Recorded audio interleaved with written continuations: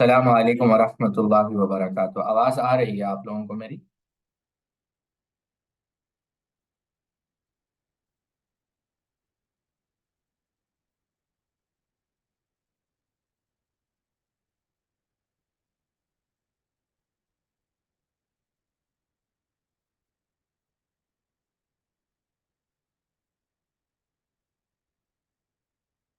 ہاں،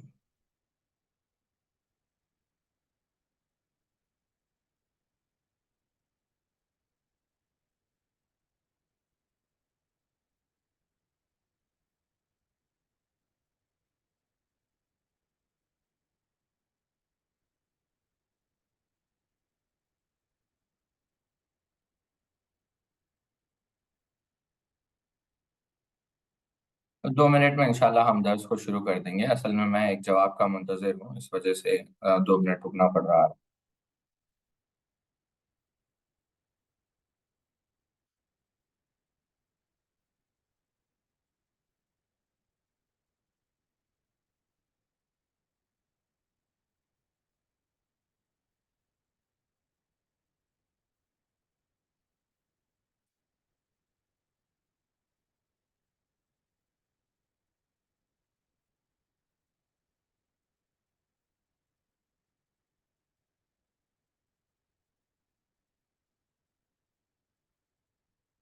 ان الحمد للہ نحمده ونستعینه ونستغفره ونؤمن به ونتوکل علیہ ونعوذ باللہ من شرور انفسنا ومن سیئات اعمالنا من يهده الله فلا مضل له ومن يضلل فلا هادي له واشهد ان لا اله الا الله وحده لا شريك له واشهد ان محمدا عبده ورسوله فان خير الحديث كتاب الله وخير الهدي هدي محمد صلى الله عليه وسلم وشر الامور محدثاتها وكل محدثة بدعة وكل بدعة ضلالة وكل ضلالة في النار۔ قال الله تبارك وتعالى في القرآن المجيد بعد أن أقول أعوذ بالله السميع العليم من الشيطان الرجيم من حمزه ونفخه ونفسه يا أيها الناس اتقوا ربكم الذي خلقكم من نفس واحدة وخلق منها زوجها وبث منهما رجالا كثيرا ونساء واتقوا الله الذي تساءلون به والأرحام إن الله كان عليكم رقيبا يا أيها الذين آمنوا اتقوا الله حق تقاته ولا تموتن إلا وأنتم مسلمون يا أيها الذين آمنوا اتقوا الله وقولوا قولا سديدا يصلح لكم أعمالكم ويغفر لكم ذنوبكم ومن يطع الله ورسوله فقد فاز فوزا عظیما۔ تمام قسم کی تعریف، کبریائی اور بڑائی اللہ رب العزت کے لیے لائق و زیبا ہے، جو ہمارا مالک، ہمارا پالن ہار اور ہمارا رب ہے، اور لاکھوں نہیں کروڑوں درود و سلام بھیجتا ہوں تمام انبیاء کرام پر، اور خصوصاً اللہ کے رسول صلی اللہ علیہ وسلم پر۔ اللہم صلی علی نبینا محمد وعلی آل محمد کما صلیت علی ابراہیم وعلی آل ابراہیم انک حمید مجید۔ اللہم بارک علی محمد وعلی آل محمد کما بارکت علی ابراہیم وعلی آل ابراہیم انک حمید مجید۔ جیسا کہ آپ لوگ جانتے ہیں کہ انشاءاللہ ہم جس کتاب کا آغاز ہم نے کیا ہے، یا جس کتاب کا مطالعہ یا پھر جس کتاب کی شرح کرنا مقصود ہے، وہ ہے نواقض الاسلام۔ تو سب سے پہلے ہم اللہ رب العزت کا شکر ادا کرتے ہیں۔ میں ذاتی طور پر اللہ رب العزت کا شکر ادا کرتا ہوں کہ اللہ رب العزت نے ہمیں یہ موقع دیا کہ چند دینی باتیں یا چند احادیث اور چند آیتیں ہم آپ کو صحیح معنوں میں سمجھا سکیں۔ تو میں اس سے قبل کہ درس کی ابتدا کروں یا آپ کے سامنے آج کا مکالمے کی ابتدا کروں، تو میں اللہ رب العزت سے دعا کرتا ہوں کہ اللہ رب العزت مجھے حق بات کہنے کی اور آپ لوگوں کو حق بات سمجھنے کی توفیق عطا فرمائے، آمین۔ اور اس کے بعد میں ذاتی طور پر شکر یعنی یوں سمجھے آپ شکر کا مظاہرہ کرنا چاہوں گا یا شکریہ ادا کرنا چاہوں گا ہمارے عزیز بھائی سکندر بھائی کا، جنہوں نے یہ ایک یوں سمجھے آپ پلیٹ فارم دیا آپ لوگوں کو، خاص کر کہ جس میں آپ گہرائی سے اور یوں سمجھے آپ کیا کہتے ہیں کہ رسوخ کے ساتھ، اتقان کے ساتھ علم حاصل کریں۔ میں بتاتا ہوں کیوں۔ عموماً ہوتا یہ ہے کہ میں آپ کو ایک بات ذاتی طور پر بتانا چاہوں گا۔ عموماً ہوتا یہ ہے کہ جبھی بھی کوئی عالم یا کوئی شیخ یا کوئی مدرس یا کوئی محقق درس دیتا ہے، تو عموماً آپ جا کر دیکھیں خطبات کے اندر اور دیگر بیانات کے اندر بھی انہیں متعین وقت دیا جاتا ہے کہ آدھے گھنٹے میں آپ کو اس موضوع کے متعلق گفتگو کرنا ہے۔ جب ان موضوعات کے متعلق ایک گفتگو ہوئی، یا پھر یوں سمجھے ایک محفل کا انعقاد کیا گیا، مشورہ آپ سمجھیں کہ طلباء کو اطعمہ کے بعد کیا پڑھا جائے، تو کئی سارے موضوعات سامنے آئے۔ تو اس وقت ہم نے آخر کار اس نتیجے پر پہنچا کہ کیونکہ یہ عقیدے کا ایک اہم باب بھی ہے اور اس موضوع کا تعلق براہ راست عقیدے سے ہے، تو ہم اس موضوع کا انتخاب کریں گے۔ اور ایک بات جو مجھے کافی اچھی لگی، خاص کر سکندر بھائی کی، اور اس بات کا میں شکریہ ادا کرنا چاہوں گا اور آپ لوگوں کو بتانا چاہوں گا کہ انہوں نے وقت متعین نہیں کیا، کہا کہ آپ جتنا وقت لینا چاہیں لے سکتے ہیں، چاہے وہ 20 ہو 30 ہو، بس طلباء کو جو ہے اتھینٹک سے اتھینٹک اور اعلیٰ سے اعلیٰ جو ہے طلباء کو جو ہے تعلیم حاصل ہو اور طلباء جو ہے اس میدان میں رسوخ حاصل کرے۔ تو میرے لیے بھی کافی یہ خوشی کی بات تھی، کیونکہ مجھے زیادہ دشواری پیش نہیں آتی کہ جب گفتگو ہم بہتر طریقے سے کر سکتے ہیں جب وقت کی قید یا وقت کی پابندی نہ ہو۔ بارک اللہ فیکم۔ بات یہ عرض کر رہا تھا کہ دیکھیں، اب آپ لوگ تصور کریں کہ نواقض الاسلام آپ لوگوں کے ہاتھ میں ہے۔ چلیے ہم اللہ رب العزت کا نام لے کر آج کے درس کی ابتدا کرتے ہیں۔ امید ہے کہ آپ لوگوں کی توجہ ہے کہ نہیں آپ لوگوں کی؟ اگر ہے تو کم از کم چیٹ باکس میں اس ٹائپ کر دیں۔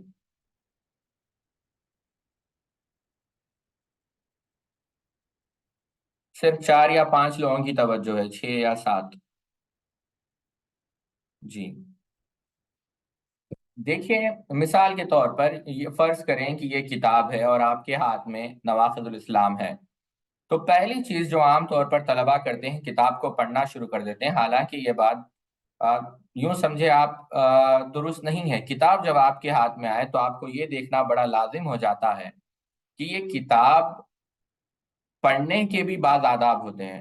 کیف تقرأ الکتاب، کتاب کو کیسے پڑھا جائے، ہاؤ ٹو ریڈ اے بک، یہ اپنے آپ میں ایک موضوع ہے۔ اگر ہم اس موضوع کو ٹاپک بنا کر گفتگو کریں تو ایک ہفتہ آسانی سے ہم اس پر گفتگو کر سکتے ہیں الحمدللہ۔ لیکن کیونکہ ہمارا مقصد بعض بنیادی باتیں بتانا ہے، تو آپ لوگ یاد رکھیں جب کتاب آپ کے ہاتھ میں ہو تو پہلی چیز جو دیکھنا ضروری ہے وہ یہ ہے کہ کتاب لکھنے والے کون ہیں، یہ کتاب کے مؤلف، مصنف، محقق کون ہے۔ اگر آپ دیکھیں گے کیوں ساتھیوں یہ کیوں ضروری ہے، کیونکہ میں نے آپ کو بتایا تھا کہ علم کتابوں سے حاصل تو ہوتا ہے، لیکن علم بالتلقی، علم بالتعلم، علم کا اصل ذریعہ یا علم کیسے حاصل کیا جاتا ہے، علم کا اصل طریقہ جو ہے حاصل کرنے کا وہ یہ ہے کہ انسان جو ہے براہ راست اہل علم سے سیکھیں۔ اور میں نے آپ کو پچھلے دروس میں بھی واضح طور پر تفصیل کے ساتھ ان چیزوں کا ذکر کیا۔ پہلی چیز ہمیں یہ دیکھنا ہے، جیسا فقہ کا قاعدہ ہم نے سمجھا کہ جب نقصان کو ہم دور کرتے ہیں، اگر دو چیزیں سامنے آ جائیں، نقصان کو دور کرنا ہے اور نفع کو حاصل کرنا ہے، تو ترجیح کس کو دی جائے گی؟ دفع مضرت، یعنی نقصان کو دور کرنا یہ مقدم ہوگا نفع کے حصول کے مقابلے میں۔ تو ضروری ہے، جیسا کہ آپ دیکھیں اللہ رب العزت نے مثال کے طور پر بات سمجھانے کے لیے، چلیے پہلی آیت آپ دیکھیں قرآن مجید میں اللہ رب العزت نے کیا فرمایا، صراط الذین انعمت علیہم، کہ یہ سیدھا راستہ ہے، کہ ہمیں سیدھے راستے کی طرف ہدایت چاہیے، ہمیں گامزن ہونا ہے ایسا راستہ جو ہمیں جنت میں لے کر جائے۔ سبحان اللہ۔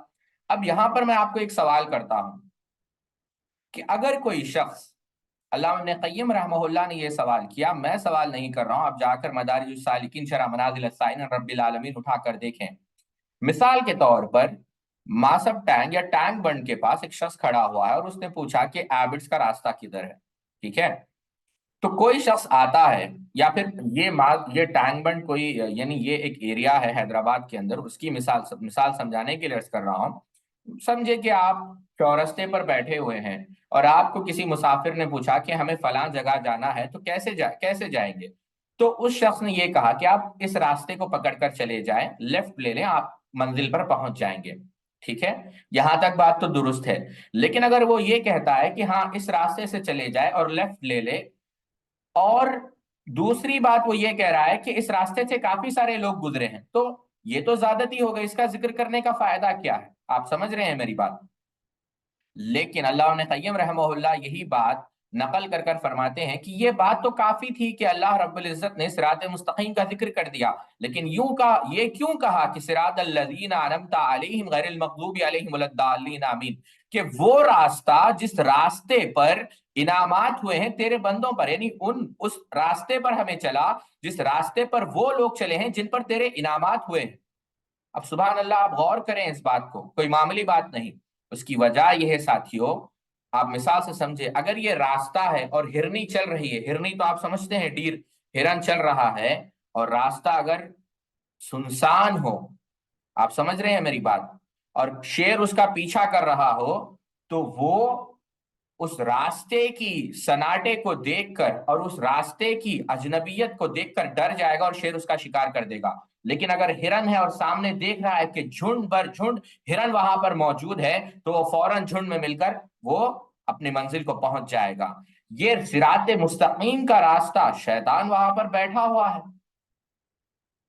اب جب آپ دیکھ رہے ہیں کہ اولیاء، فقہاء، صحابہ، انبیاء، صالحین اس راستے سے گزر رہے ہیں اور کثیر تعداد میں الحمدللہ گزر رہے ہیں، تو آپ بھی دوڑیں گے اور جنت کی طرف لے کر جائیں گے۔ بتانا مقصد یہ ہے کہ محض راستہ کافی نہیں ہے، محض طریق یعنی طریقہ کافی نہیں ہے، اس طریقے پر چلانے والے کی بھی بے حد ضرورت ہے، اور اس طریقے پر ہم کو شیطان کے فتنوں سے، اسی طریقے سے ابلیس کے مکر و فریب سے بچانے والا بھی کوئی چاہیے، اور وہی لوگ کون ہے جو منعم علیہ ہے۔ اب سوال یہاں پر یہ پیدا ہوتا ہے، وَمَن یُطِعِ اللَّهَ وَرَسُولَهُ، اللہ رب العزت نے سورہ نساء کے اندر اسی کی، اگر آپ علامہ امین الشانقیطی رحمہ اللہ کے اضواء البیان پڑھ کر دیکھیں تو مع الذین علیہم من النبیین والصدیقین والشہداء والصالحین وحسن اولئک الرفیقا۔ اب اس کی تفسیر القرآن یفسر بعضہ بعض، جیسا امام سیوطی رحمہ اللہ نے قاعدہ بیان کیا کہ قرآن کی بعض آیتیں بعض آیتوں کی تفسیر بیان کرتی ہیں۔ اب بات بتانا مقصد یہ ہے کہ پھر ذکر ہوا یہود کا، پھر ذکر ہوا نصارہ کا۔ یہود کے پاس علم تو تھا لیکن عمل نہیں تھا، نصارہ کے پاس عمل تھا لیکن علم نہیں تھا۔ تو پتہ یہ چلا کہ منعم علیہ وہ ہے، انعام یافتہ وہ لوگ ہیں جن کے پاس علم بھی موجود ہو اور عمل بھی موجود ہو۔ اور اس سے ایک بات واضح طور پر پتا چلی کہ صرف محض راستے کی معرفت کافی نہیں ہے، ہمیں ان لوگوں کی بھی معرفت رہنے چاہیے، اور ان لوگوں کا ساتھ بھی ہمیں چاہیے، اور ان کی رہنمائی بھی ہمیں درکار ہے جو پہلے راستے پر گزر چکے ہیں، یعنی سلف کی۔ پہلی بات۔ اور دوسری بات یہ معلوم ہوئی کہ جس طریقے سے صحیح راستے کا علم ہونا لازم ہے، اسی طریقے سے اس بات کی معرفت بھی لازم ہے کہ انسان کو غلط راستے کا بھی پتا ہو۔ کیوں؟ سیدنا حذیفہ کہتے ہیں کہ لوگ خیر کے بارے میں پوچھتے تھے لیکن میں شر کے بارے میں پوچھتا ہوں۔ کیوں ساتھیوں؟ جو شر کے بارے میں جانتا ہے وہی شر سے بچ سکتا ہے۔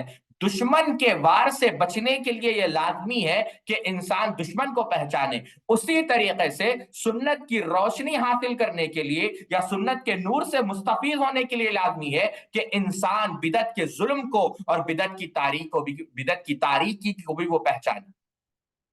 تو آپ دیکھیں اس پہلی آیت سے یہ بات پتا چلی کہ انسان کے پاس معرفت ہو راستے کی بھی اور ان لوگوں کے بھی جو اس راستے پر پہلے چل چکے ہیں۔ آپ بات کو سمجھ رہے ہیں؟ امید کہ آپ لوگ میری بات کو توجہ کے ساتھ سمجھ رہے ہیں، کیونکہ ساتھیوں بات غور سے سمجھیں۔ سبحان اللہ، میں چند دنوں پہلے کی بات ہے، فضیلت الشیخ علامہ امام العصر عبداللہ ناصر رحمانی حفظہ اللہ کا درس بخاری ہم سن رہے تھے۔ اس میں شیخ فرماتے ہیں کہ طالب علم کو اور خاص کر مسلمانوں کو بھی یہ بات، عموماً مسلمانوں کو اور خاص کر طالب علم کو یہ بات یاد رکھنی چاہیے کہ قیامت کے دن میزان میں صرف اس بات کو تولا نہیں جائے گا، نفی کو بھی تولا جائے گا۔ کیا معنی؟ کہ صرف یہ نہیں دیکھا جائے گا کہ آپ کو توحید سے کتنی محبت ہے، صرف اس کو تولا نہیں جائے گا، یہ بھی بات تولی جائے گی جس طرح توحید پر گامزن رہنا، اللہ سے محبت کرنا، سنت سے محبت کرنا، یہ عمل ہے اور یہ عمل قیامت کے دن تولا جائے گا۔ اسی طریقے سے شیطان سے نفرت کرنا، اہل بدعت سے نفرت کرنا، کفار سے نفرت کرنا، زندقوں سے نفرت کرنا، بدعت سے نفرت کرنا، اہل بدعت سے نفرت کرنا، یہ بھی تولا جائے گا۔ کیا معنی؟ کہ جس طریقے سے سنت سے محبت کرنا اور اہل سنت سے محبت کرنا عبادت ہے، بدعت سے نفرت کرنا اور اہل بدعت سے نفرت کرنا بھی عبادت ہے۔ تو پہلی چیز ساتھیوں کہ جب ہم کتاب کھولیں تو پہلی چیز جو ہمیں سمجھنا ہے کہ ہمیں اہل بدعت کی معرفت ہو. کیا یہ کتاب کسی بدعتی کی تو نہیں؟ کیا یہ کتاب ایسے شخص کی نہیں جو مجھے جہنم کی طرف لے کر چلے جائے؟ کیا یہ کتاب ایسے شخص کی تو نہیں جس کو علماء جانتے نہیں؟ کیا یہ کتاب ایسے شخص کی تو نہیں جو میرے منہج کو بگاڑ دے؟ کیا یہ کتاب ایسے شخص کی تو نہیں جو مجھے راہ راست سے نکال کر شیطان کے مکر اور شیطان کے فریب میں مبتلا کر دے؟ تو پہلی چیز جو سورہ فاتحہ سے ہمیں ملتی ہے کہ انسان جب منہج کو درست کرے اور جب علم حاصل کرے تو دیکھے کہ وہ کس سے علم حاصل کر رہا ہے. دوسری چیز، دوسری آیت ساتھیوں، اللہ رب العزت نے قرآن مجید میں، آپ غور کریں، متعدد آیتیں ہیں، میں 3 آیتیں رکھ کر اپنی بات کو آگے بڑھانا چاہوں گا کیونکہ کافی ساری آیتیں اس بات پر دلالت کرتی ہے کہ انسان کو چاہیے کہ وہ اہل بدعت سے دور رہے. یہ اب میرا موضوع نہیں. دوسری بات غور سے سمجھے، اللہ رب العزت نے قرآن مجید میں سورہ بقرہ کے اندر ہی غالباً، ہو سکتا ہے مجھ سے یہاں پر بھول ہو رہی ہے، اللہ رب العزت نے کیا کہا؟ یا ایھا الذین آمنوا اتقوا اللہ وکونوا مع الصادقین، کہ اے ایمان والو اللہ سے ڈرو اور کس کی صحبت اختیار کرو؟ تم نیک لوگوں کی صحبت اختیار کرو، سچے لوگوں کی صحبت اختیار کرو. گلے شکوے در حمام روزے، رسی از دست محبوب بدستم رسی از دست محبوب بدستم بگفتم، منگی لینا چوزے بودم ولیکن مدت باگل نشستم، جمال ہم نشی دربا اثر کرد وگرنہ منہما خاکم کے ہستم. سعدی شہرازی فارسی کے بہت مایہ ناز شاعر ہے. وہ کہتے ہیں کہ میں ایک دفعہ میرے دوست کے گھر میں چلے گیا اور میں جب پانی نہانے کے لیے وہاں پر پہنچا تو میں نے دیکھا کہ وہاں پر مٹی رکھی ہوئی تھی. اور وہ کون سی مٹی تھی؟ گلاب کے جھاڑ کے نیچے جو مٹی ہوتی ہے وہ مٹی وہاں پر رکھی ہوئی تھی. اور وہ مٹی کو لے کر اس زمانے میں لوگ کیا کرتے تھے؟ اس کو اپنے جسم پر رگڑتے تھے تاکہ پاکیزگی حاصل ہو جائے. ٹھیک ہے، بات سمجھ رہے ہیں آپ لوگ؟ محبوب بدو گفتم کے مشک امبر کے دل آویز تو مستم، کہ جب میں نے اس خوشبو کو محسوس کیا تو میری طبیعت کے اندر خوشحالی پیدا ہو گئی. میں ایک دم سے جو ہے خوشحال ہو گیا، ایک دم میری یعنی یوں سمجھے میری طبیعت کے اندر تبدیلی آ گئی. تو میں نے اس مٹی سے پوچھا، سعدی شہرازی اپنے شاعرانہ انداز میں کہتے ہیں کہ میں نے پوچھا کہ تو مٹی ہے اور آج شہزادے وقت کے ائمہ تجھے اپنے جسم پر رگڑ رہے ہیں، کیا وجہ ہے؟ تو وہ مٹی جواب دیتی ہے کہ بگفتم منگیلے ناچیز بودم، میں تو کچھ بھی نہیں، میں تو مٹی ہوں، ولیکن مدت باغ النشستم، کہ میں سالوں سال گلاب کے جھاڑ کے ساتھ تھی، وگرنہ من ہما خاکم کے ہستم، ورنہ میں خاک رہتی، کیونکہ میں سالوں سال گلاب کے جھاڑ کے، گلاب کے درخت کے، گلاب کے شجر کے نیچے تھی. اس وجہ سے یہ شان مجھے حاصل ہوئی ہے، یہ خوشبو میرے اندر داخل ہو گئی ہے. پسر نو بابدا بانشست، خاندان نبوت از گم شد، سگے اصحاب کاف روزہ چند پائے نیکا گرفت مردم شد. یعنی سعدی شہرازی کہتے ہیں کہ پسر نو علیہ السلام والسلام کا بیٹا خاندان نبوت میں سے، لیکن کفار کی صحبت اس نے اختیار کی اور وہ ہلاک ہو گیا. اصحاب کہف کا کتا حالانکہ ہے تو ایک جانور، لیکن کیونکہ اس نے نیک لوگوں کی صحبت اختیار کی، اس وجہ سے اللہ رب العزت نے قرآن کے اندر اس کا ذکر کیا. اور جب آپ قلب پڑھتے ہیں وَقَلْبُهُمْ بَاسِطٌ ذِرَاعَیْهِ، آپ کو 30 نیکیاں مل رہی، قلب کاف لام با. تو سبحان اللہ. تو صحبت المرء، اللہ کے رسول صلی اللہ علیہ وسلم نے فرمایا المرء علی دین خلیلہ فلینظر من یخالل، او کما قال النبی صلی اللہ علیہ وسلم، انسان اپنے دوست کے دین پر ہوتا ہے تو اسے چاہیے کہ وہ دیکھے کہ وہ کس کی صحبت اختیار کر رہا ہے. کیوں ساتھیو؟ امام غزالی رحمہ اللہ فرماتے ہیں کہ برے دوست شیطان سے بھی زیادہ بدتر ہیں.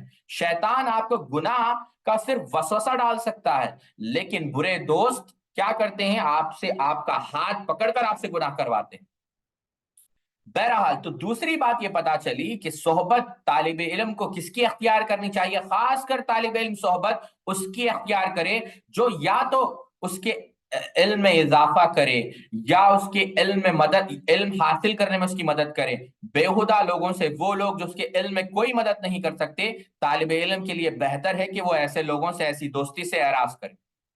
اور اگر آپ اہل بدعت، دیکھیے سبحان اللہ، میں آپ کو یہاں پر ایک چند نصیحتیں کرنا چاہوں، نصیحتیں بھی نہیں کہوں گا میں سبحان اللہ. دکتور محمد ابن عمر بازگل، آپ لوگ جانتے ہوں گے، دکتور محمد ابن عمر بازگل بہت بڑے عالم دین ہے اور پروفیسر ہے ام القرآن یونیورسٹی میں، کافی ساری کتابیں آپ نے لکھی.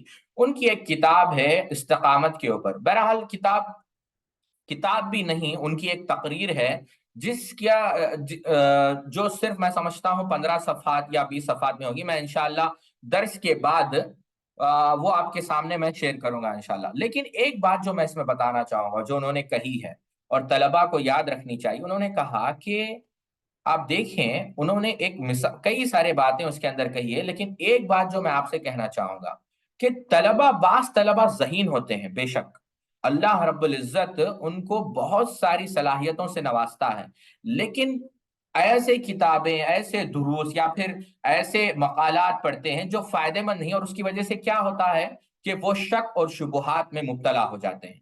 اب یہاں پر شیخ عمر بازمول، شیخ محمد عمر حفظہ اللہ کئی ساری مثالیں دیتے ہیں۔ میں بعض مثالیں ان کی کتاب سے دیتا ہوں۔ وہ ابو الحسن اشعری رحمہ اللہ، ابو حامد الغزالی رحمہ اللہ، محمد ابن عمر الرازی رحمہ اللہ، امام شہرستانی رحمہ اللہ کی مثالیں دیتے ہیں، امام الحرمین عبد الملک جوینی رحمہ اللہ کی مثالیں دیتے ہیں کہ یہ لوگ کتنے ذہین تھے۔ اب دیکھیے سبحان اللہ، میں یہاں پر ان پانچوں اہل علم کی سیرتیں تو بیان نہیں کر سکتا کیونکہ اس کے لیے ایک الگ مجلس چاہیے، لیکن بس دہرا دیتا ہوں کہ 5 مثالیں انہوں نے دی: ابو الحسن اشعری رحمہ اللہ کی، امام غزالی رحمہ اللہ کی، امام عمر راضی رحمہ اللہ کی، امام الحرمین عبد الملک جوینی رحمہ اللہ کی، اور اسی طریقے سے امام شہرستانی کیا مثال دی انہوں نے؟ مثال کے طور پر چلیے امام غزالی رحمہ اللہ کو لیتے ہیں۔ وہ کہتے ہیں کہ دیکھیں امام غزالی رحمہ اللہ ذہین ہیں، اتنے ذہین ہیں امام غزالی رحمہ اللہ، بقول علامہ اقبال، یعنی فلسفے کو انہوں نے، یونان کے فلسفے کو، گریک کی فلسفی کو خاک کا ڈھیر بنا دیا، اتنے ذہین آدمی ہیں۔ لیکن جب وہ صوفیہ کے طریقے پر چلے گئے تو وہ حیرت میں مبتلا ہو گئے۔ یہ میرے الفاظ نہیں ہے، یہ امام عمر بازمول حفظہ اللہ، جو مکہ یونیورسٹی کے پروفیسر ہیں، ان کے الفاظ ہیں، اور یہی بات کافی سارے اہل علم نے کہی۔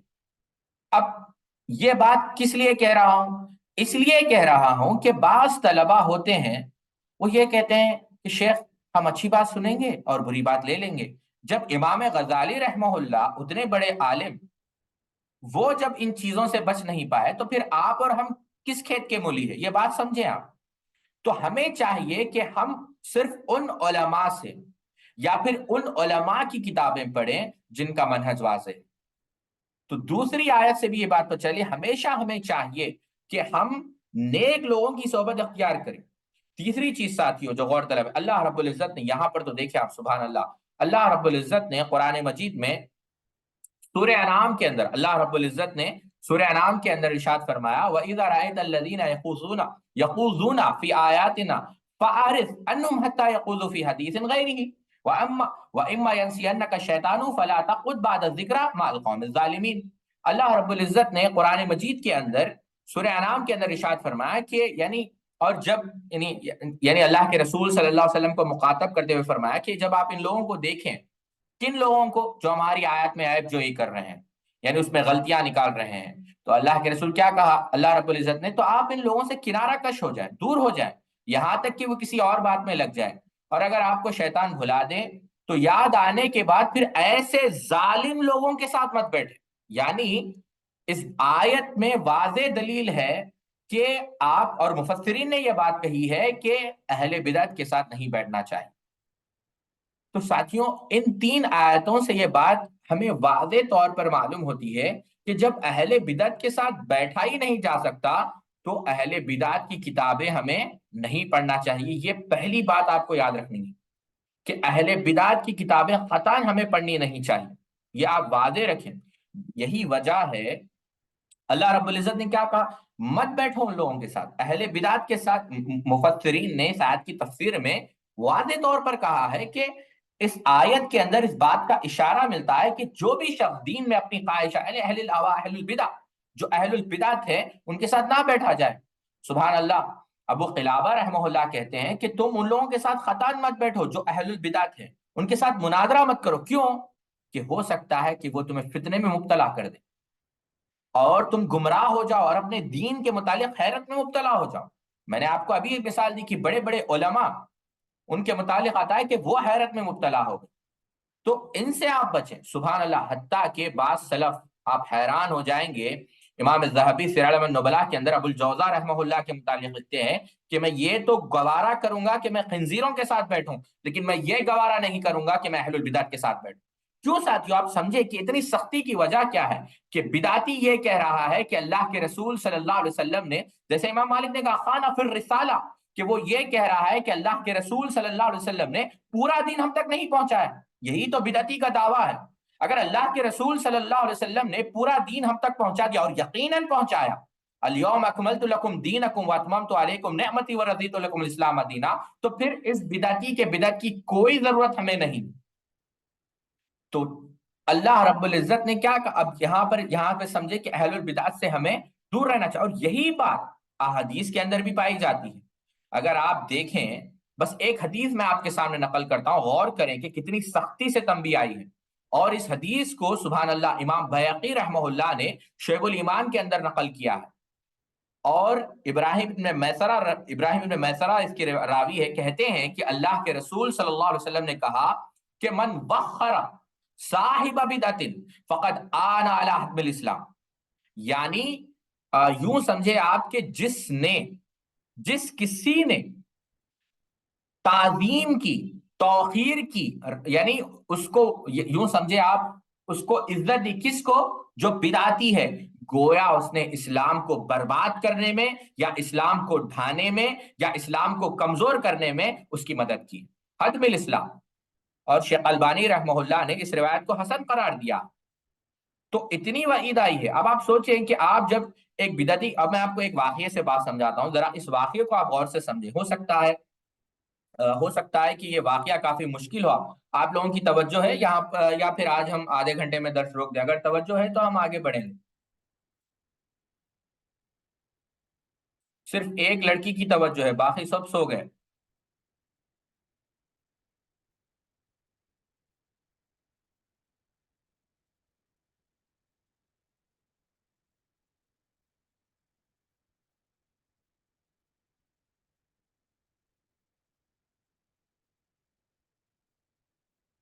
بات سمجھ میں آ رہی ہے آپ لوگوں کو؟ جی. تو دیکھیے اللہ کے رسول صلی اللہ علیہ وسلم نے کیا فرمایا کہ جو کوئی صاحب بدعت کی تعظیم کرتا ہے، صاحب بدعت کی توقیر کرتا ہے، گویا وہ اسلام کو ڈھانے کی کوشش کرا. کیوں ساتھی؟ کوئی معمولی چیز نہیں.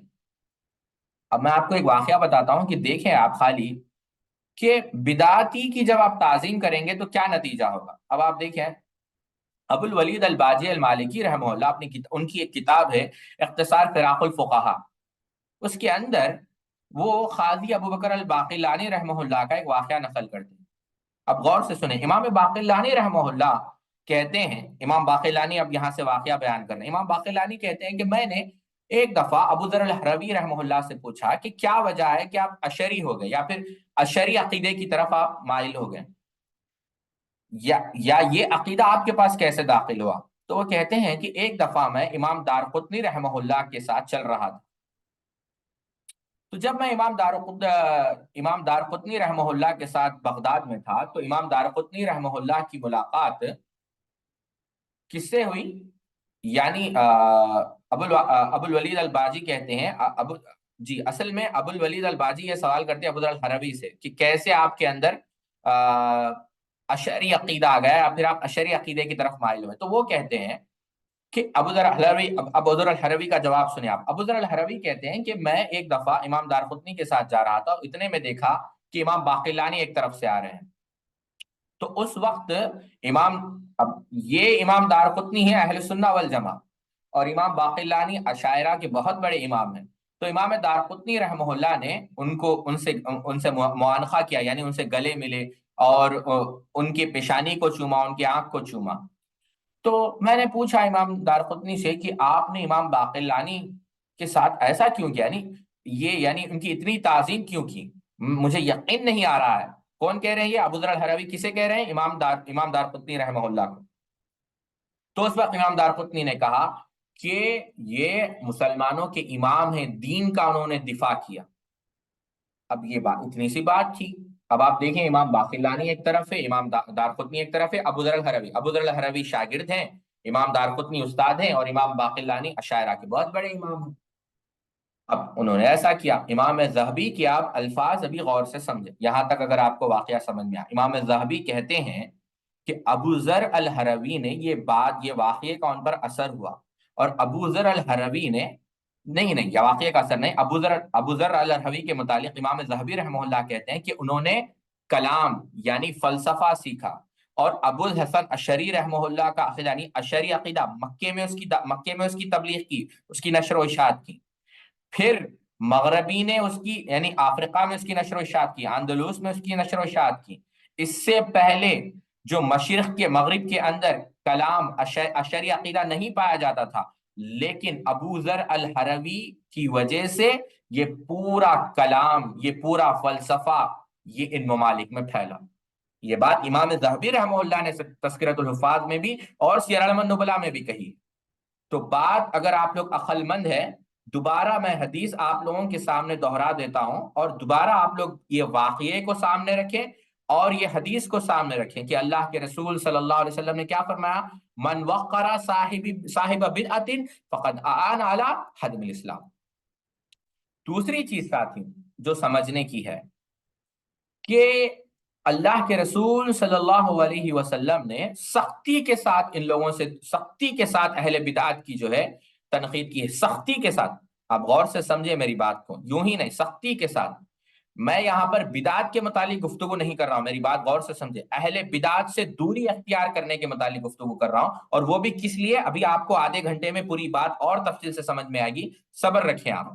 اگر آپ امام نے ماجہ رحمہ اللہ کی سنن اٹھا کر دیکھیں، عن ابن ابی اعوذ باللہ من الشیطان الرجیم، عن ابن ابی اوفا قال قال رسول اللہ صلی اللہ علیہ وسلم القوارج کلاب النار، اور علامہ البانی رحمہ کما قال نبی صلی اللہ علیہ وسلم، اور علامہ البانی رحمہ اللہ نے اس کو صحیح کہا ہے کہ اللہ کے رسول صلی اللہ علیہ وسلم نے فرمایا کہ جو خوارج ہے وہ کیا ہے، خوارج وہ جہنم کے کتے ہیں۔ اللہ اکبر، اتنے سخت الفاظ اللہ کے رسول صلی اللہ علیہ وسلم نے استعمال کیے، اور اس کی حکمت بھی محدثین نے بیان کی۔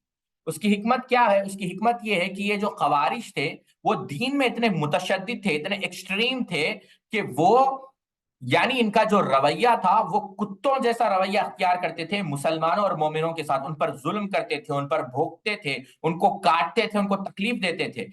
اس وجہ سے جب وہ جہنم میں جائیں گے، ایہم کلاب اہلیہا اولا سورۃ کلاب فیہا، کما قال ملا علی قاری رحمہ اللہ، امام ملا علی قاری اس کی شرح میں بیان کرتے ہیں کہ اس وجہ سے یعنی یہ جب جہنم میں ہوں گے تو جب یہ جہنم میں ہوں گے تو گویا کتوں والی صفات ان کے اندر پائی جائے گی، یا یہ کتوں کی شکل میں ہوں گے، یا کتوں جیسی مشابہت ان کی ہوگی۔ کیوں؟ یہ اہل بدعت میں سے ہے، اور مسلمانوں پر انہوں نے ظلم کیا۔ تو آپ دیکھیں اس سے بھی یہ بات پتا چلتی ہے کہ اللہ کے رسول صلی اللہ علیہ وسلم نے کتنی سختی کے ساتھ اہل بدعات، کتنی سختی کے ساتھ اللہ کے رسول صلی اللہ علیہ وسلم نے اب ظاہر سی بات ہے، اب آپ غور کریں، بلکہ میں اب آگے چلیں، اب اس تفصیل میں نہیں جانا چاہتا کیونکہ بہت ساری باتیں آ جائیں گی۔ میں آپ کو اور ایک روایت پیش کرتا ہوں، اس سے بھی آپ اندازہ لگائیں۔ اور اس حدیث کو امام بیہقی رحمہ اللہ نے، جو حدیث میں اب پیش کر رہا ہوں اس کو امام طبرانی رحمہ اللہ نے بھی نقل کیا، امام بیہقی نے، اور اگر آسان آپ دیکھنا چاہیں تو امام ابو داؤد رحمہ اللہ کی کتاب السنہ آپ اٹھا لیں، اس کے کتاب السنہ کے اندر بھی امام ابو داؤد رحمہ اللہ نے اس حدیث کو نقل کیا۔ عن ابن عمر رضی اللہ عنہما نے نبی صلی اللہ علیہ وسلم قال القدریت مجوس هذه الامت، اللہ کے رسول صلی اللہ علیہ وسلم نے کہا کہ جو قدریہ ہے وہ اس امت کے مجوسی ہے۔ ان مرضوا فلا تعودوهم وان ماتوا فلا تشهدوهم، اور کما قال نبی صلی اللہ علیہ وسلم، اللہ کے رسول صلی اللہ علیہ وسلم نے کہا کہ قدریہ جو ہے، قدریہ کون ہے؟ جو تقدیر کا انکار کرتے ہیں، جو تقدیر کا انکار کرتے ہیں۔ اللہ کے رسول صلی اللہ علیہ وسلم نے کہا یہ اس امت کے مجوسی یعنی آگ کی پرستش کرنے والے، جب یہ مرض میں مبتلا ہو جائے، بیمار پڑ جائیں تو تم ان عیادت کے لیے مت جاؤ، اور جب یہ مر جائیں تو تم ان کے تجہیز اور تکفین میں بھی شامل نہ ہونا۔ کیوں ساتھیوں؟ یہ یعنی اتنی وعیدیں کیوں بیان کی کہ اہل بدعت سے دور رہنا چاہیے؟ سبحان اللہ، اس کی شرح کرتے ہوئے امام خطابی رحمہ اللہ فرماتے ہیں کہ اللہ کے رسول صلی اللہ علیہ وسلم نے جو ان کو مجوسیوں سے مشابہت دی ہے وہ اس وجہ سے کہ مجوسی کا بھی وہی عقیدہ تھا اور ان کا بھی یہی عقیدہ ہے۔ مجوسی بھی کیا کہتے ہیں؟ وہ دو اصولوں میں مانتے ہیں، ایک تو اصول ہے نور کا اور ایک ہے ظلم کا۔ وہ کہتے ہیں کہ جو خیر ہے وہ نور کا فعل ہے اور جو شر ہے وہ ظلم کا فعل ہے، یعنی ڈوئلزم ان کا جو ہے کیا ہے، عقیدہ ہے۔ اور قدریہ بھی یہی کہتے ہیں، وہ کیا کہتے ہیں کہ خیر وہ اللہ کی طرف نسبت کرتے ہیں اور شر کسی اور کی طرف نسبت کرتے ہیں۔ حالانکہ اہل سنت والجماعت کا یہ عقیدہ ہے کہ خیر اور شر کا خالق کون ہے؟ اللہ رب العزت۔ کچھ بھی نہیں ہو سکتا اس دنیا کے اندر سوائے اللہ کی مشیت کے بغیر. ہم یہ دونوں چیزیں اللہ کی طرف منسوب کرتے ہیں اس ناحیے سے کہ یہ دونوں چیزوں کا خالق اللہ رب العزت ہے، اور یہ دونوں چیزوں کو وجود میں لایا گیا بھی اللہ رب العزت کی طرف سے. اور یہ دونوں چیزیں کبھی ہم بندوں کی طرف نسبت کرتے ہیں اس معنوں میں کہ یہ افعال کے مرتکب، یہ اعمال کرنے والے، یہ افعال کرنے والے کون ہیں؟ مخلوق ہے. تو بہرحال ساتھیوں، اب ان نصوص سے ایک بات ہمیں واضح ہو گئی کہ اہل بدعات سے ہمیں دور رہنا چاہیے، اور بہت دور رہنا چاہیے. کبھی بھی ہم دیکھیں، اب یہاں سے میں آپ کو اور ایک بات بتانا چاہوں گا، ذرا آپ غور سے سمجھیں. تو جب بدعات سے دور رہنا چاہیے، آپ مجھے بتائیے، کیونکہ ابھی اور آدھا گھنٹہ باقی ہے، ابھی ہم اور تفصیل میں جائیں گے. مجھے یہ بتائیے، اتنی تفصیل سے میں ابھی سوال کروں گا اور آپ لوگ چیٹ میں جواب دیں. اب آپ مجھے بتائیے کہ جب بدعاتیوں سے دور رہنا، اتنی احادیث آنے کے بعد، تو کیا بدعتی کی یا اہل بدعت کی کتابیں پڑھی جا سکتی یا نہیں پڑھی جا سکتی؟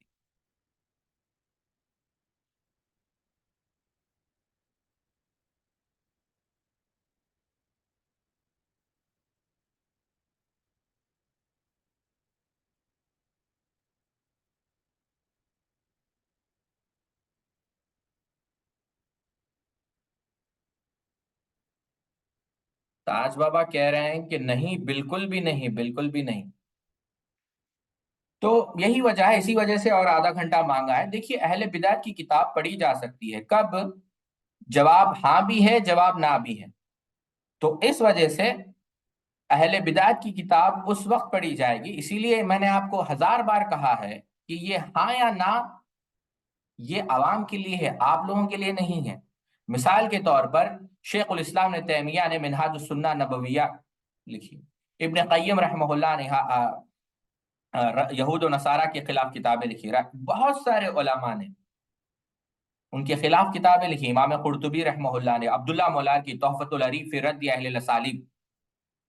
یہ دل نواز، ایک کام کریے، آپ یہ عبداللہ مولار کی بلکہ سیو کریے، میں اس پہ مار ایک منٹ، تاکہ میں کبھی تفصیل سے ان کا واقعہ آپ لوگوں کے سامنے بیان کر سکتی ہیں.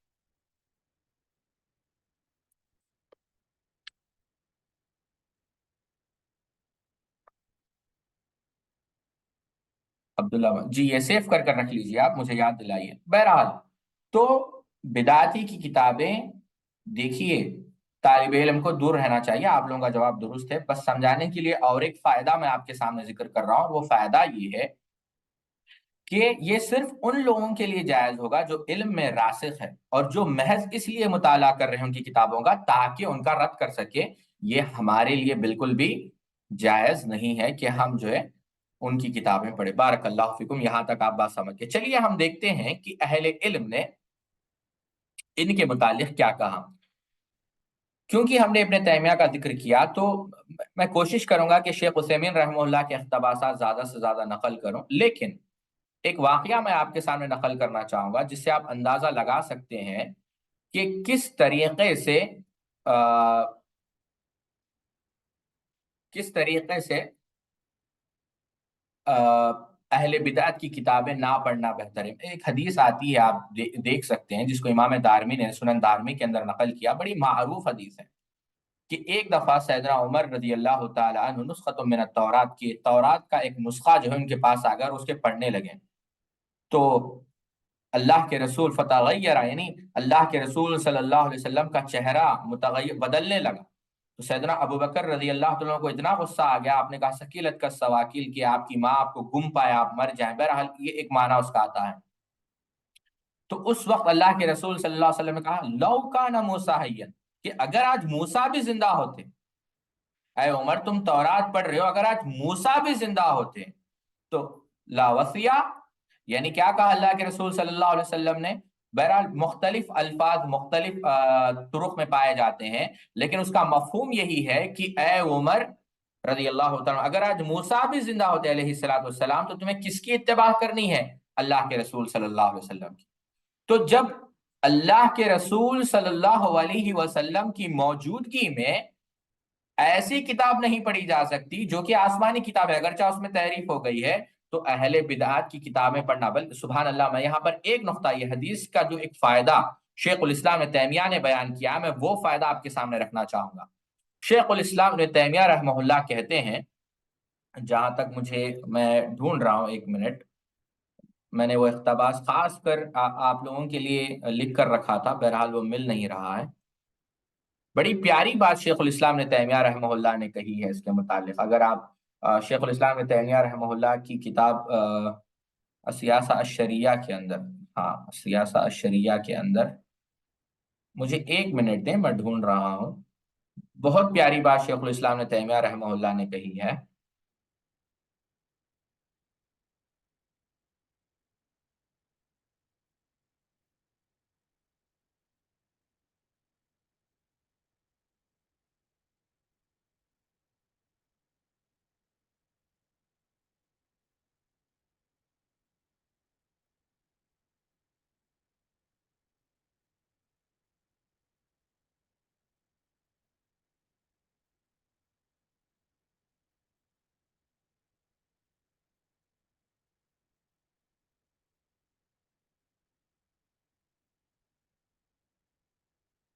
سبحان اللہ، شیخ الاسلام ابن تیمیہ رحمہ اللہ کہتے ہیں کہ اللہ کے رسول صلی اللہ علیہ وسلم کی اس نصیحت سے سیدنا عمر رضی اللہ تعالیٰ عنہ نے فائدہ اٹھایا۔ چنانچہ ان کے دور خلافت میں جب اسکندریہ الیگزینڈریا فتح ہوا تو وہاں اہل روم کی بہت سی کتابیں پائی گئی۔ سیدنا عمر رضی اللہ تعالیٰ عنہ نے ان کتابوں کے متعلق جب ان کو پوچھا گیا کہ ان کتابوں کو کیا کیا جائے، تو اس وقت سیدنا عمر رضی اللہ تعالیٰ عنہ نے ان تمام کتابوں کو جلانے کا حکم دیا اور فرمایا کہ ہمارے لیے کتاب اللہ کافی ہے، اور شیخ الاسلام تیمیہ نے مجموع الفتاوی کے اندر اس کو نقل کیا۔ تو پتہ یہ چلا کہ ہمارے لیے اہل سنت والجماعت اور اسلاف کی کتابیں ہمارے لیے کافی ہے، کہ ہم بدعتیوں کی کتابوں کی ہمیں کوئی ضرورت نہیں۔ بلکہ میں یہاں پر ایک بات بتانا چاہوں گا، اب غور سے سنیں۔ جیسا میں نے کہا کہ امام احمد بن حنبل رحمہ اللہ کے متعلق بھی آتا ہے کہ ان سے امام نے بطہ رحمہ اللہ نے بھی بعض اسلاف سے نقل کیا ہے کہ کسی بھی بدعتی کی مجلس میں جب آپ بیٹھیں گے، بہرحال اس کی طرف بھی ہم بعد میں آئیں گے، کافی سارے باتیں ہیں، میں نہیں چاہتا کہ بات بڑھ جائے۔ چلیے آخری بات، میں شیخ عثیمین رحمہ اللہ کی اقتباسات آپ کے سامنے رکھ کر اپنی بات کو ختم کروں گا۔ غور سے سمجھیں کہ شیخ عثیمین رحمہ اللہ نے بڑے اہم اور لطیف نکات بیان کیے ہیں۔ اہل بدعات کی کتابیں اور اہل بدعات سے فائدے اٹھانے کے جو ضوابط ہیں، اس کے متعلق کافی مفید باتیں شیخ عثیمین رحمہ اللہ نے کہی ہیں۔ میں وہ باتیں آپ کے سامنے رکھنا چاہوں گا۔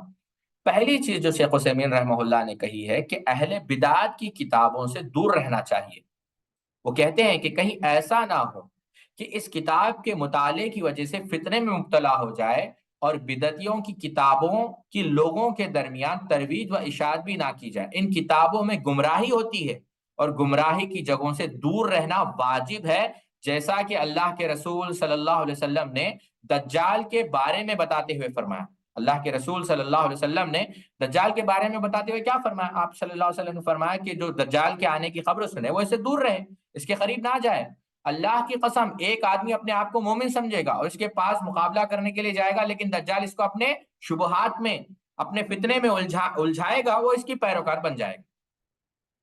اب دیکھیے، اس لیے کہ جن کتابوں میں بدعت ضلالت ہے ان سے دور رہنا چاہیے۔ کہیں ایسا نہ ہو کہ کوئی اپنے آپ کو بڑا یوں سمجھے، محقق سمجھے، کہ ان کتابوں کا مطالعہ کرنا شروع کرے اور کہے کہ میں تو اچھی بات لوں گا اور بری بات کو چھوڑ دوں گا، اچھی بات پر عمل کروں گا، بری بات کو ترک کر دوں گا، اور بعد میں پتا چلے کہ وہ اس فکر سے ایسا متاثر ہوا کہ خود بھی اس کو پتا نہیں چلا۔ اس کی مثال اگر آپ دیکھنا چاہیں تو عبداللہ قاسمی کو دیکھیں۔ عبداللہ قاسمی نے سلفیوں کا دفاع کیا ہے، لیکن بعد میں وہ شخص کافر ہو کر مرا ہے، اس نے خدا کا ہی انکار کر دیا۔ تو دور رہیں اہل بدعت کی کتابوں سے۔ اللہ ہم سب کو ایمان پر موت نصیب فرمائے۔ یا مقلب القلوب ثبت قلبی علی دینک۔ شیخ ابن باز کہتے ہیں کہ انسان کو چاہیے کہ وہ پہلے ایمان کے نعمت پر شکر ادا کرے، اور پھر ایمان کی نعمت پر شکر ادا کرنے کے بعد وہ اللہ رب العزت سے ثابت قدمی کی دعا کرے۔ بہرحال شیخ عثیمین رحمہ اللہ آگے فرماتے ہیں، ہاں اگر اہل بدعت پر رد کرنے کے لیے، جو بات ہم نے پہلے کہی تھی کہ ہاں اگر اہل بدعت پر رد کرنے کے لیے ان کتابوں کا مطالعہ کرنے کی ضرورت پیش آ جائے تو ان پر رد کرنے کے لیے ان کی کتابوں کو پڑھ سکتے ہیں، لیکن یاد رہے کہ اہل بدعت پر رد کرنے کے لیے ان کی کتابوں کو پڑھنے کی اجازت صرف ان کو ہوگی جو علمی طور پر پختہ ہو اور عقیدہ صحیحہ کا علم رکھتے ہو۔ بدعتیوں پر رد کرنے کی قدری بدعتیوں پر رد کرنے کی قدرت بھی رکھتا ہو، بصورت دیگر ان کی کتابوں کو پڑھنا جائز نہیں ہے۔ تو اس سے یہ بات واضح طور پر پتا چلی کہ ہر کوئی اہل بدعت کی کتابیں نہیں پڑھ سکتا۔ اب دیکھیے، امام زمخشری رحمہ اللہ کو آپ لیں، ٹھیک ہے، غور سے سمجھے میری بات۔ امام زمخشری رحمہ اللہ ایک آیت کی تفسیر میں لکھتے ہیں، بہرحال اب وہ آیت کا حوالہ میں نہیں دینا چاہوں گا، فقط فاز یعنی جنت میں داخل ہونے کے متعلق، بہرحال ابھی وہ تفصیل ہے اس میں نہیں جاؤں گا۔ امام زمخشری رحمہ اللہ بہت بڑے عالم ہیں، اور کافی یعنی لغت کے اعتبار سے، کافی ادب، عربی ادب کے اعتبار سے کافی اعلیٰ تفسیر آپ نے لکھی، زمخشری تفسیر کشاف، اور اسی کو علامہ اقبال نے کہا، جب تک تیرے ضمیر پر جب تک نہ ہو نزول کتاب، گرا کو شاہ راضی نہ صاحب کشاف۔ صاحب کشاف کون ہے؟ جار اللہ زمخشری۔ اب غور سے سمجھے بات، جار اللہ زمخشری جو یہ قرآن مجید کی آیت ہے کہ جو جہنم سے دور کر دیا جائے گا اور جنت میں داخل کر دیا جائے گا، یقیناً فقط فاز وہ کامیاب ہو گیا، وہ یعنی کامیابی اس کو ملی۔ اس آیت کی تفسیر میں غور سے سمجھے میری بات کو، اس آیت کی تفسیر میں امام زمخشری کشاف میں لکھتے ہیں کہ جہنم سے نجات اور جنت میں داخلے سے بڑھ کر اور کون سی کامیابی ہو سکتی ہے؟ یعنی سب سے عظیم کامیابی جنت کا حصول ہے اور جہنم سے نجات ہے۔ میں دوبارہ بات کو دہرا رہا ہوں، اور میں آپ کو اس کے بعد سوال کروں گا، بات کو غور سے سنیں۔ یہ آیت کی تفسیر میں امام زمخشری کیا کہہ رہے ہیں؟ امام زمخشری کہہ رہے ہیں کہ جہنم سے نجات اور جنت میں داخلہ، salvation from hell fire and entrance into the paradise, سے بڑھ کر اور کون سی کامیابی ہو سکتی ہے؟ I mean, which blessing can be greater than this blessing؟ یعنی سب سے عظیم کامیابی جنت کا حصول اور جہنم سے نجات ہے۔ یہ امام زمخشری رحمہ اللہ کا قول ہے۔ اب فرحان آپ بتائیے کہ کیا اس قول میں کوئی گمراہی پائی جاتی ہے بظاہر، یا پھر کوئی اور بھی بتا سکتا ہے؟ میں آپ تمام لوگوں سے سوال کر رہا ہوں، کیا اس قول میں امام زمخشری کی تفسیر میں بظاہر کوئی گمراہی دکھ رہی ہے؟ صرف ایک طالب علم نے جواب دیا، دو بالکل نہیں جی۔ لیکن دیکھیے سبحان اللہ، یہاں پر بات کو سمجھیں، شیخ عثیمین رحمہ اللہ کیا لکھتے ہیں، بات کو سمجھیں۔ شیخ عثیمین کہتے ہیں کہ شیخ عثیمین رحمہ اللہ کہتے ہیں کہ زمخشری کا یہ کلام بہت عمدہ ہے، بہت بہترین ہے، لیکن اس عمدہ کلام کے ذریعے سے وہ دراصل اللہ کے دیدار اور اللہ کی رویت کا انکار کرنا چاہتے ہیں، کیونکہ جنت سے بھی عظیم نعمت اور کامیابی اللہ کا دیدار ہے، اور یہ معتزلی ہے، کون؟ زمخشری، اور یہ اللہ کے دیدار کو مانتے ہی نہیں۔ دیکھیں آپ سبحان اللہ، یعنی اس طریقے سے بدعات کی ترویج کی جاتی ہے۔ بظاہر تو آپ کو لگے گا کہ ہاں سبحان اللہ، لیکن آپ کے ذہن میں لاشعوری طور پر، سب کانشیسلی یہ بات ڈالی جا رہی ہے کہ عظیم نعمت جنت ہے، جنت میں داخلہ ہوگا، یہ سب سے بڑی نعمت، اور کل کے دن کوئی اہل سنت والجماعت کا عالم کہے نہیں، سب سے بڑی نعمت تو اللہ رب العزت کا دیدار، اور یقیناً سب سے بڑی نعمت اللہ رب العزت کا دیدار ہے، لیکن آپ کہیں گے نہیں نہیں سب سے بڑی نعمت۔ تو دیکھیں آپ سمجھ رہے ہیں میری بات؟ تو لاشعوری طور پر سبحان اللہ، اللہ کروڑوں رحمتیں فرمائے شیخ عثیمین رحمہ اللہ کی قبر پر۔ تو بات یہ بیان کر رہا تھا، اور یہی وجہ ہے، بلکہ شیخ الاسلام نے تیمیہ رحمہ اللہ نے بھی یہ بات کہی کہ اہل بدعت میں سے بعض لوگ فصاحت و بلاغت میں مہارت تامہ رکھتے ہیں، چنانچہ اپنے کلام میں بدعت کی آمیزش اس اندازے سے کرتے ہیں کہ اکثر لوگ اس کا احساس ہی نہیں کر پاتے، جیسے زمخشری وغیرہ۔ ابھی آپ نے دیکھا کہ بہترین انداز میں امام زمخشری رحمہ اللہ نے کہا، لیکن اس کے اندر بہت بڑی گمراہی ہے۔ شیخ عثیمین رحمہ اللہ اور بھی لکھتے ہیں کہ بدعتیوں سے علم حاصل کرنے میں دو بڑی خرابیاں، کافی ساری خرابیاں لیکن دو بڑی خرابیاں۔ ایک، وہ بدعتی عجب نفس میں مبتلا، عجب میں مبتلا ہو جائے گا اور یہ سمجھے گا کہ وہ حق پر ہے۔ اگر آپ بدعتی کے پاس جاؤ، وہ سمجھے گا کہ میں حق پر ہوں، یہ اسی وجہ سے تو یہ لوگ میرے پاس بھی سیکھنے آ رہے ہیں۔ یہ پہلا بڑا نقصان ہے کہ بدعتی کو آپ اور متشدد بنا دیں گے، وہ سمجھے گا کہ وہ حق پر ہے۔ اور دوسری خرابی یہ ہے کہ لوگ اس سے دھوکے میں پڑ جائیں گے، جیسا میں نے آپ کے سامنے بعض واقعات بھی بیان کیے۔ تو سبحان اللہ، یہ مختصر سی باتیں تھی جس سے ہمیں یہ بات پتا چلتی ہے کہ کتاب، ابھی آپ کے ہاتھ میں نواقض الاسلام ہے، ابھی ہم وہی ہیں، کتاب ہم نے کھولی نہیں ہے، ابھی ہم ہاتھ میں کتاب پکڑے ہوئے ہیں۔ تو پہلے آپ کو یہ دیکھنا ہے، ابھی ہم کیا دیکھیں گے، کیا شیخ الاسلام محمد الوہاب کون تھے، یہ ضروری ہے جاننا۔ تو انشاءاللہ بہت جلد ہم یہ بھی جانیں گے کہ شیخ الاسلام محمد بن عبد الوہاب رحمۃ اللہ علیہ کون تھے۔ آج ہم نے یہ جانا کہ کتاب کس کی پڑھی جائے گی، کتاب سبحان اللہ اہل سنت، اور کتاب اسلاف کی کتابوں کو پڑھا جائے گا، اہل توحید کی کتابوں کو پڑھا جائے گا، کتاب اہل بدعت کی کتابوں کو نہیں پڑھا جائے گا، سبحان اللہ۔ اور اس بات میں کوئی شک نہیں کہ شیخ الاسلام محمد بن عبد الوہاب رحمۃ اللہ علیہ اہل سنت میں سے ہے۔ تو انشاءاللہ اب ہم دیکھیں گے کہ ان کے متعلق تفصیل سے ہم پڑھیں گے۔ بہرحال یہ مختصر سی باتیں تھیں آج کے درس کی۔ مجھے لگتا ہے کہ ابھی 8 یا 10 منٹ باقی ہیں، اگر کسی کو سوالات ہو تو وہ کر سکتے ہیں انشاءاللہ، اس کے بعد ہم 7:30 کو درس کو ختم کر دیں گے۔ سبحانک اللہم و بحمدک اشہد ان لا الہ الا انت استغفرک و اتوب الیک۔ میں نے آپ لوگوں کو انمیوٹ کر دیا ہے، سوال کر سکتے ہیں آپ لوگ۔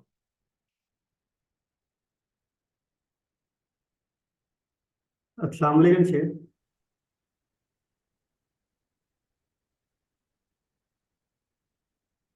السلام علیکم شیخ۔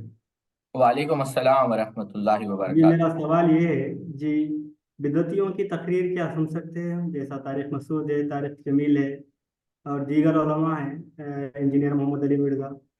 جی تو آپ کیا یہ کون ہے؟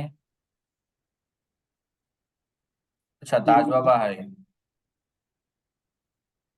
کیا بولتے تاج بابا؟ آپ کیا بولتے، سنیں گے یا نہیں سنیں گے؟ آپ بتائیے میرے، آپ کو کیا سمجھ میں آیا درس سے، کہ سن سکتے یا نہیں سن سکتے؟ جی نہیں سن سکتے، لیکن آپ سے دیکھیے یہاں پر ایک بات یاد رکھیں کہ سلف نے یہاں تک بیان کیا ہے کہ جو آدمی اہل بدعت کو اپنا کان دیتا ہے، یعنی کان لگاتا ہے، اس کی باتیں سنتا ہے، تو سبحان اللہ، یعنی آپ غور کریں گے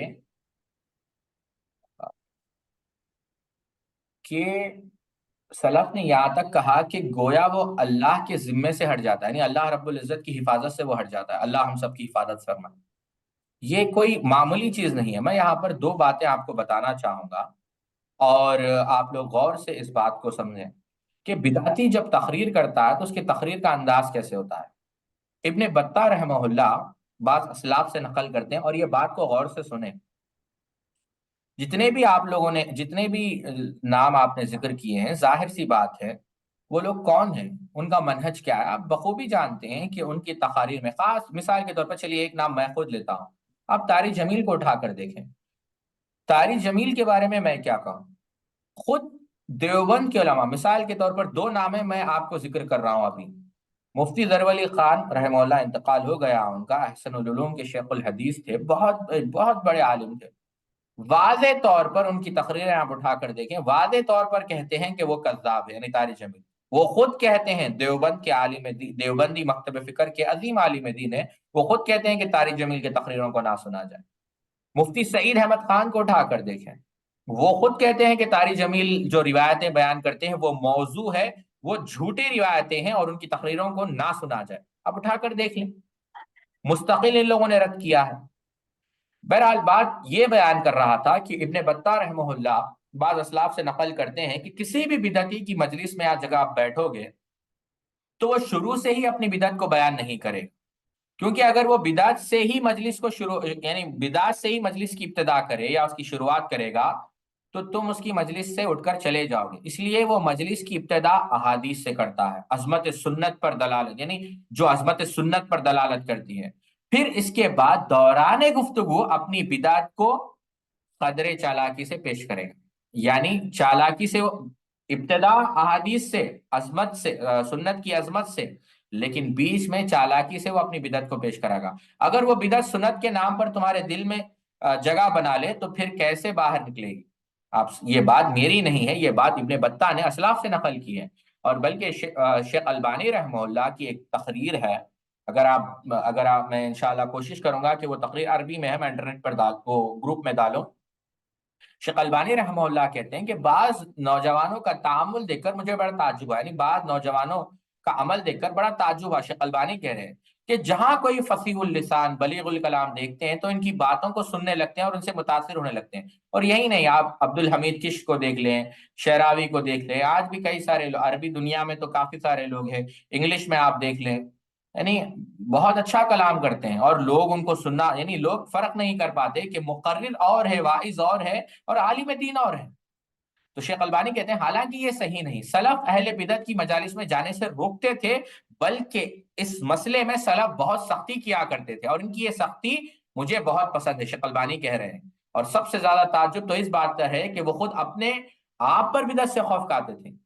تو بہرحال خلاصۃ الکلام یہ ہے کہ انسان جو ہے ان چیزوں سے بچے، یعنی ان کی تقاریر نہ سنے. کیوں ساتھیوں؟ انسان اہل علم موجود ہے. اگر مثال کے طور پر، اگر آپ مثال، اب یہاں پر دو قسم کے لوگ ہیں، یا تو آپ لوگ اردو جانتے ہوں، اردو ہی آپ لوگ جانتے ہیں بنیادی طور پر، ٹھیک ہے. آپ شیخ ظفر الحسن مدنی موجود ہے، شیخ مقصود الحسن فیضی حفظہ اللہ موجود ہے، ڈاکٹر وسیع اللہ عباس موجود ہے، شیخ انیس الرحمن اعظمی موجود ہے، شیخ ابو قحافہ معظمری موجود ہے، شیخ عبد الحسیب مدنی موجود ہے. اسی طریقے سے بہت سارے علماء یہ موجود ہے. آپ ان علماء سے فائدہ اٹھائیں، ان علماء سے سیکھیں، تو آپ کے لیے یہ بہرحال آپ ان کے کیسٹ سے بھی فائدہ اٹھا سکتے ہیں. حالانکہ یہ علم حاصل کرنے کا کوئی مسنون اور سب سے اعلیٰ طریقہ نہیں ہے. آپ ان کے کیسٹ سنیں، جیسا میں نے بعض واقعات پچھلے درس میں بھی بیان کیے تھے، فائدہ اٹھائیں. تو ان بدعتیوں کے بیانات آپ نہ سنیں. یہ بلکہ بہرحال ان کے نام لینا بھی میں پسند نہیں کرتا. ہاں، اگر آپ کا دل نہ لگ رہا ہو اور دل بہلانے کے لیے بھی آپ نہ ہی سنیں تو بہتر ہے. سبحانک اللہم و بحمدک اشہد ان لا الہ الا انت استغفرک و اتوب الیک. اور اگر کسی کا کچھ سوال ہے، 2 منٹ باقی ہے تو آپ لوگ کر سکتے ہیں.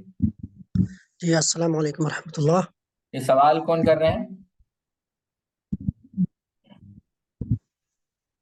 جی شیخ، میرا نام ہاشم ہے. میرا ایک سوال ہے.